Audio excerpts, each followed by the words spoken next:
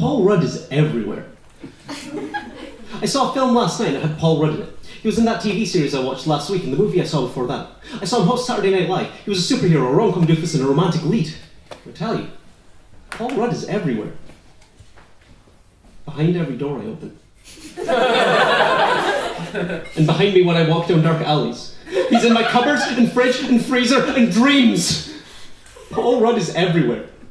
I cannot escape him. Everywhere I go, he is there, standing, staring, silently watching, judging me. I leave him behind me in one room and he's there before me in the next. What cruel trickery, what divine chicanery is this? Paul Rudd is everywhere! I ran from my home into the street, took every turn I could, went through gardens and woods, through shopping centres and tunnels. I'm 20 miles from civilization. I have no device on which I can be tracked. I turned to think for a minute. I can hear him breathing behind me. Paul Rudd is everywhere. I turned to him, tears in my eyes, too tired to run anymore and nowhere to run to. I ask him what he wants from me. He hands me a poster for Ant-Man 2.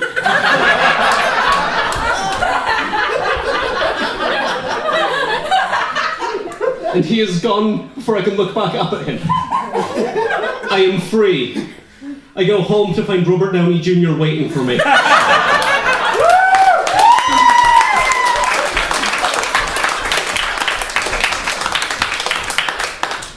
Good, that's about the level I'm going to be at. I have one political poem that you've already heard. No, it's all just dumb stuff. I did a show about a month ago, and this girl came up to me afterwards and she said to me, Scott, you're quite handsome. But not handsome enough to be like a film star. And I was like, dude. And she was like, okay, maybe an indie film star. And so I wrote a poem about my life being an indie film. This is called Even One Star Can Light Up the Night Sky. Life is overrated. I'd give it 3 stars out of 5. It started off strong, the middle was a bit slow, then at the end the main one died. I liked the first love interest, till she suddenly disappeared. The rest were somewhat blasé, the direction seemed a little bit off, and the plot almost non-existent. Just a mumbled mess of things happening. There wasn't nearly enough explosions. The work scenes seemed to go on for too long. On the plus side, there was a fantastic cast of supporting characters. One really moving scene with a dog. The picture was beautiful, almost looked real, an emotional rollercoaster which peaked too early, and then the downslope was far too long. Save your money and see a Marvel movie, 3 stars.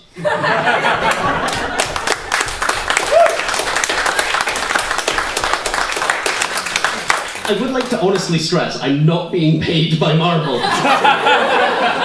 Just an honest coincidence. Probably.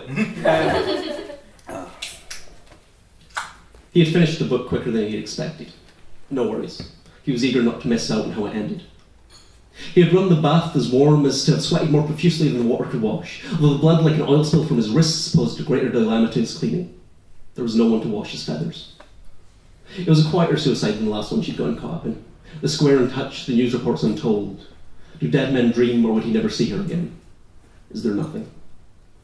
She wondered what was taking him so long. He was only going to shave.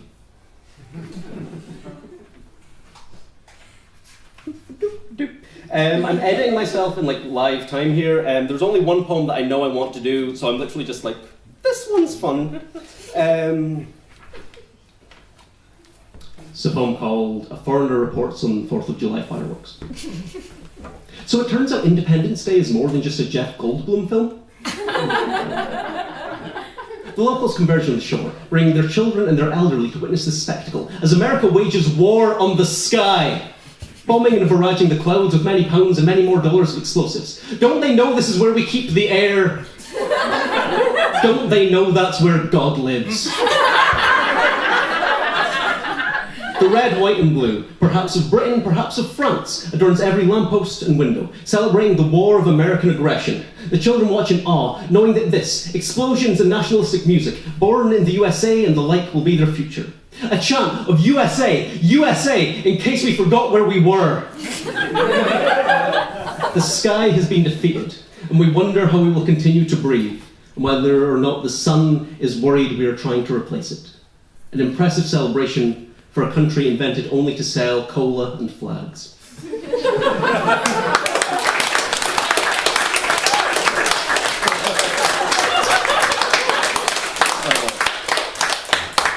I'll do like 2 very, very short ones, and then I'll do the thing that I actually want to do, and then I'll leave, and we can find out who the winner is. The time machine ended up being a small monument to his loneliness. He knew he could never stop her from leaving, no matter how many histories they shared, so he jumped forward in time, simply so he could brace himself for when it happened. She still remembers the flash as she walked out the door. I feel like you guys aren't getting any love right now.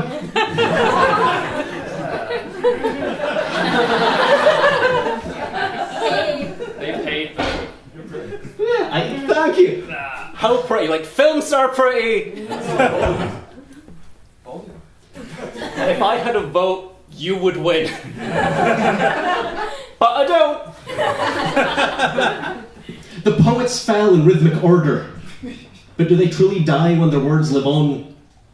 Yes, literary works are not Horcrux. Death comes to all, even the literary.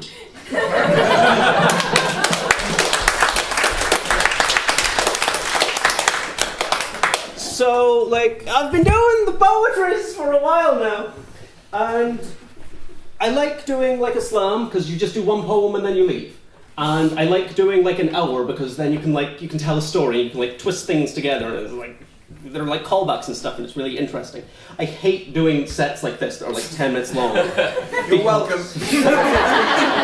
Oh, but I won't turn down the money. So, yeah, what I like to do in these situations is to do something overly theatrical so it seems like there's structure. With that in mind, for this last poem, could you welcome 2 of my friends, Patrick Mulholland and Craig A. Black?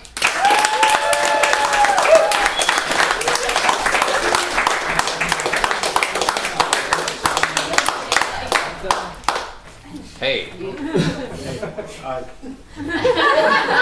Go team. Yeah, so this is a poem, this is a longer thing, it's called Greetings from the Mediocre Beyond. Anthony worked for Hallmark, condensing the highs and lows of human emotion into a trite 3 lines.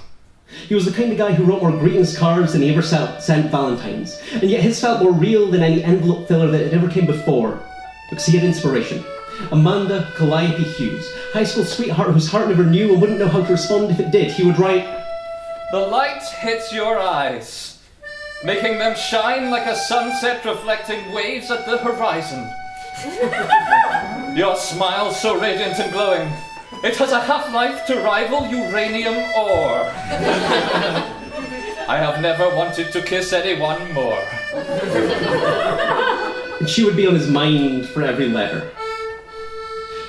Jason never really had a way with words, but he had a way with Amanda. He was like the panda to her bamboo and never really knew what to do when it came to holidays, so he was relieved to find there was always a card that seemed to describe her perfectly. It was, he would think to himself, like someone was thinking of her when they wrote them. He would have to write to Hallmark a thank you card one day. Maybe Hallmark would release a Hallmark thank you card, so that if he was to send one, he would at least know what to say. Every holiday had one. So sweetly realised that every time she would be surprised that someone could catch her essence quite so perfectly. It must be fate that brought she and Jason together, because no one else could ever know her quite so well. Her heart would swell as on Christmas she received Your blue eyes, magnified by the snow's white, the way your dimples look in the tree's lights. The tattoo on your left thigh that says JLS for life. Just above the stocking rim, the sweetness of your Geordie accent in every syllable of every hymn. If I was to write these things in a list, Santa wouldn't know what to do. And yet they have all come, perfectly gift-wrapped, in you. Hallmark wasn't sure it'd sell, to be honest. A little too specific for mass appeal, but Anthony was convincing. And eventually they did feel that maybe there'd be a market, mostly in Newcastle, the heartland of the greeting card industry traditionally. Jason saw the card, read it 4 times over before he decided it was right for Amanda. I mean, yeah, she did have a Geordie accent, and yeah, she did have a JLS for life tattoo on her upper left thigh, but Were her admittedly very blue eyes really magnified by the snow, or was it merely a trick of perception and colour? He eventually decided it was alright. He supposed for now, handed it over like a shop clerk at gunpoint, and she loved it. So much, like she thought he must have moonpigged it or sent her a picture to Hallmark, and he was just so thoughtful and sweet, and she was so lucky because she'd always wanted to have a man with the heart of a poet. Like she had known one in high school, had a bit of a crush, but could barely remember his name. Only time she'd had any contact with him in the last 10 years was when he liked a picture of her JLS tattoo on Facebook. She wondered whatever had happened to him, but not for long. She was too busy admiring Jason's romantic side, and his backside. Today was a very good Christmas day. This continued for holiday upon holiday. Halloween! Last year, you went as a pirate. The year before, a fairy. And before that, you had a migraine, so you didn't go out. But no Halloween would be complete without your smile, so white where graces once did lie. And the story of the one time you saw a man dressed as a baffled gazelle, causing you to cry. I didn't ask why. I just love you. Pancake Day. I love you more than I love pancakes, Amanda! Boxing Day. You work in a box factory, so this day means more to you than most. I still love you on this day, even though you often burn the toast. Leap Days. An extra day to love you, an extra day to care, an extra day to notice the current black and white striping colour of your hair. You thought it would wash out easily after the Newcastle game 1 week ago. But now your love of your city is on constant show, just like my love for you. And people say the holidays are over-commercialised nowadays. Amanda would post on Facebook regularly. Picture of the cards and messages and mentions of how much he loved Jason for his poet's heart. And Anthony could take it no longer. He resisted the urge to sad react and instead realised her birthday was coming up in a few weeks and decided to craft his masterpiece. So it came to be that on the 29th of April, Jason handed her a card, which she opened and read, and it read like this. Dear Amanda. Amanda, I love you. I have always loved you going back to high school, and I cannot love you from afar any longer. I know this may come as a surprise, and this may not be the way you wanted to celebrate your birthday, but you have to know. It's me, Anthony. I used to sit behind you in geography, and I would write little remarks, and you would smile and then try to do work. You know I am the one you were always meant to be with. I am the one with the poet's heart. Every card you have ever received was written by me, here in my Hallmark laboratory, which is definitely not my childhood bedroom. Leave Jason. He's an idiot and a fool, and it is me you should be with. I need you. Love, Anthony. Happy birthday, love, Jason. It was the sweetest thing Amanda had ever read. Jason had remembered her telling him about taking geography in school. He was so good to her. They kissed. They were married that year. All of their congratulatory wedding cards were oddly melancholy. Anthony unfollowed her on Facebook.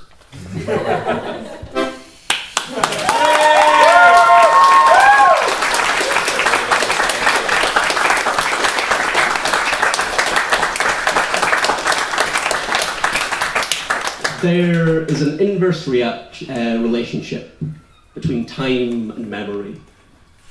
As you gain one, you lose the other. I have certainly taken your time. I hope I have given to you also.